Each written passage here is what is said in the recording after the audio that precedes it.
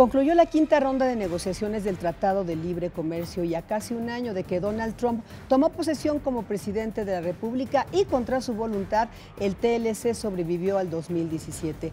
Sin embargo, las perspectivas para 2018 no parecen ser favorables. Todavía hay un estira y afloje importante en distintos sectores y bueno, no se sabe qué va a pasar con lo que es hoy el tratado comercial más importante para nuestro país. Quizá pueda modificarse o terminar. Lucy Bravo.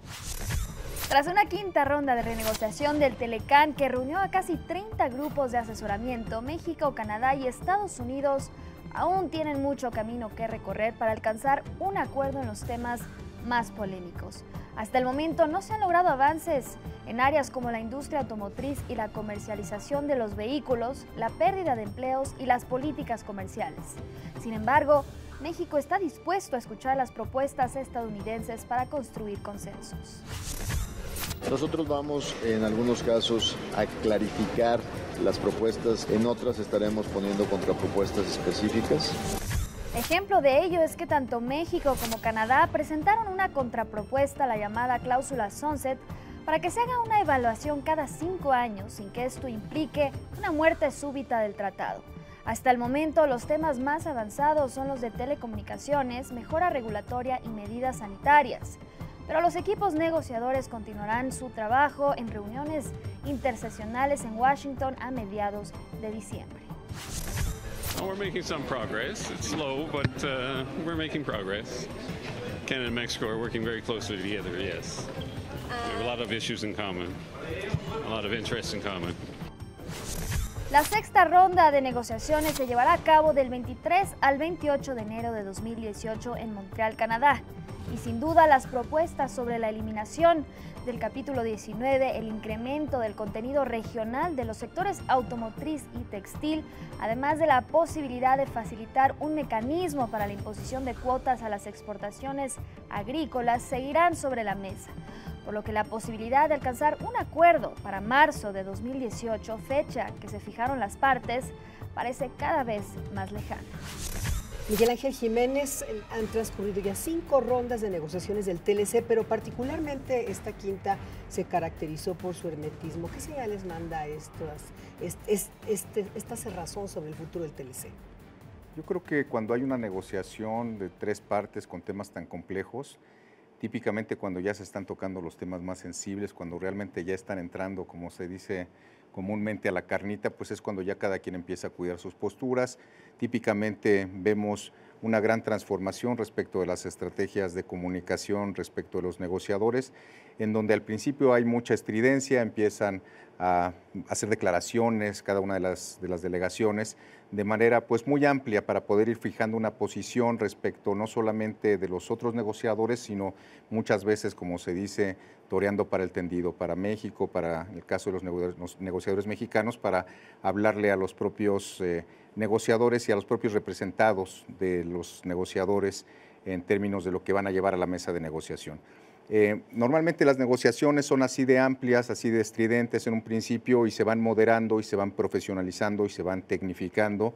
De hecho, muchas veces el relevo de los negociadores pasan de un primer tramo en donde son los que van sentando y dándole orientación a los temas importantes y priorizando la agenda que eventualmente habrá de negociarse, y ya van entrando los relevos, gente más técnica que conoce de los temas específicos que son los relevantes de una negociación.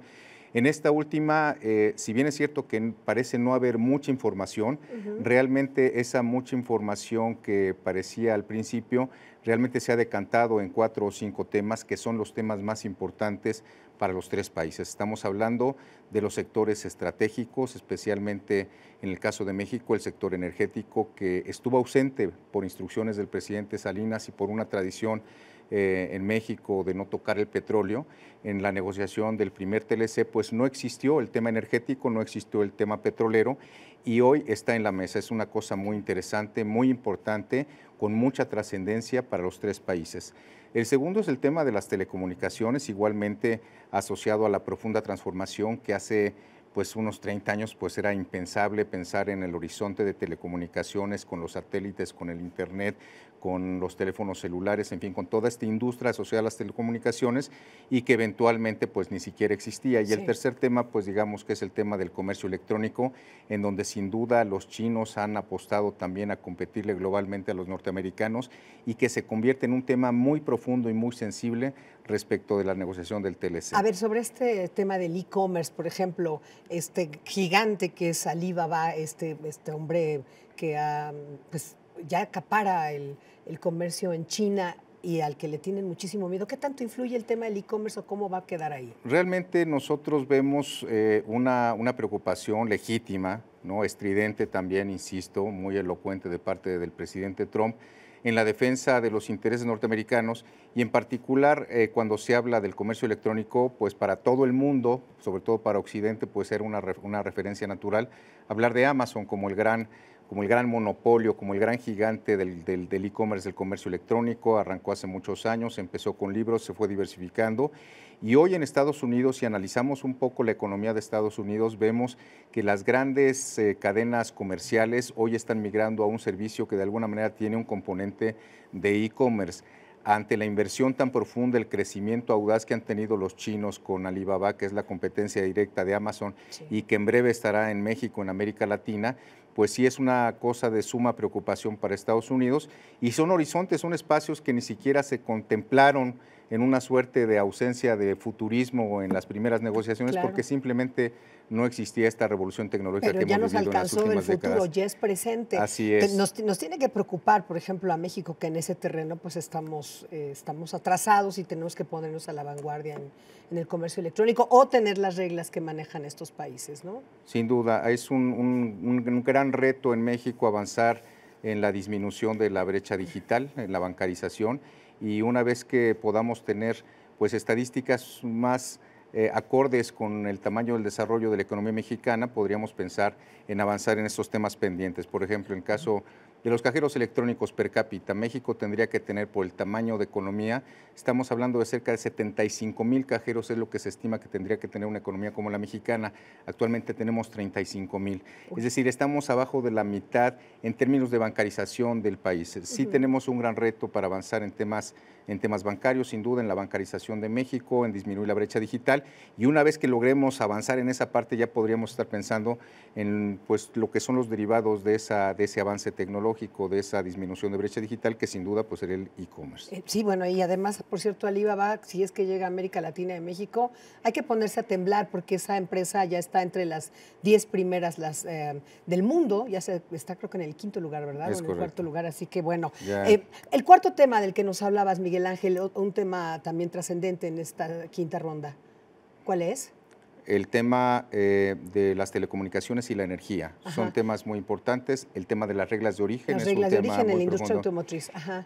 El tema de las reglas de origen aplica a toda la industria manufacturera. Okay. 62.5% es lo que se firmó en el TLC del 90, que entró en vigor en el 94. Es decir, que el componente de producción y valor que tenga cada producto tiene que ser el 62.5% de contenido norteamericano. Es muy relevante analizar el tema, sin duda donde se ha puesto el dedo en la llaga es en el tema de la industria automotriz, porque bueno, 3 de las 10 empresas más grandes del mundo son norteamericanas y han visto en las últimas 2 décadas disminuir su presencia y su potencia, particularmente frente a las potencias asiáticas. En este sentido, esta regla de origen, es importante señalarlo, durante los años de vigencia del TLC no ha sido cumplida a cabalidad, no han existido los mecanismos de supervisión por ninguno de los 3 países para poder garantizar que el contenido de la producción, del valor agregado dentro de la producción de cada producto, sea como lo marca la norma de origen norteamericano.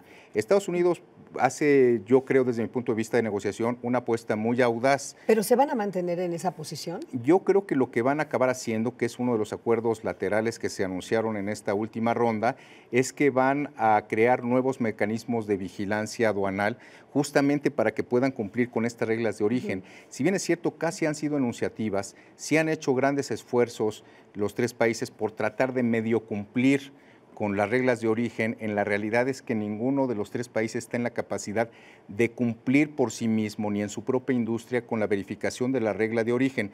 Lo que yo creo que están haciendo los norteamericanos es hacer una gran apuesta, como se hace toda negociación, un blofeo, digamos, diciendo que van a subir la regla de origen al 80% y que el 50% tendrá que ser exclusivamente de los Estados Unidos, y lo que al final creo que va a acabar sucediendo es que pueden quedar en el mismo 62.5% que es actualmente, pero con mecanismos de vigilancia que realmente garanticen que haya una eficaz verificación de los cumplimientos de las reglas de origen en cada uno de los tres países. Muy bien. El sector estadounidense, industriales estadounidenses que sí se han visto beneficiados con el TLC, ¿qué tanto van a pesar en estas nuevas rondas de negociaciones? Sin duda, ellos están presentes. Estamos hablando de que las delegaciones de los tres países sumaron en total cerca de 700 personas en la última ronda, de los cuales había representantes del sector privado, por supuesto de las empresas exportadoras de los tres países importadoras, y los datos que se han mostrado al interior de las mesas de negociación muestran pues lo que es una realidad, que las importaciones y exportaciones, cerca del 80% de las importaciones y exportaciones de los tres países son de productos intermedios, es decir, son de productos indispensables para la producción final en cada uno de los países. De hecho, es una suerte de combinación de un primer producto que va y viene y que tiene un valor agregado, y que esta integración económica ha sido muy audaz, y estamos hablando de que solamente el 20% ya es exportación de productos finales. Por lo tanto, sí es muy importante señalar que sí tienen un papel muy relevante, muy importante, pesan mucho la decisión y la opinión de los productores, los que realmente serían beneficiados o afectados de cualquier decisión asociada a una modificación del TLC. Sí, porque evidentemente no están tan de acuerdo con lo rígido que ha sido Trump. Miguel Ángel, por último, habrá elecciones en México y en Estados Unidos el año que viene. Este es un asunto comercial, sin duda, es un asunto económico, financiero, pero pues también tiene su connotación política. ¿Van a influir los procesos electorales en estas nuevas negociaciones? Sin duda, lo hemos visto, el tema del libre comercio es un tema que concita muchas emociones, especialmente nacionalistas, proteccionistas, de los sectores menos favorecidos, en fin, y se culpa o se beneficia al propio TLC y se le culpa de ciertos perjuicios que no tienen en realidad en cada una de las naciones.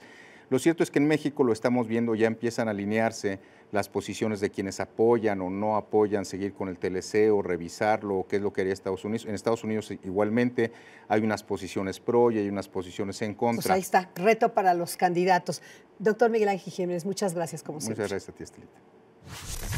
Las rondas de negociaciones del Tratado de Libre Comercio, que comenzarán prácticamente en un mes, serán determinantes para conocer el futuro de este acuerdo comercial, pero sobre todo representarán un reto para los empresarios estadounidenses, que deben hacer sentir su peso frente a las políticas radicales del presidente Trump. Esto fue A Quemarropa, nos vemos la próxima semana.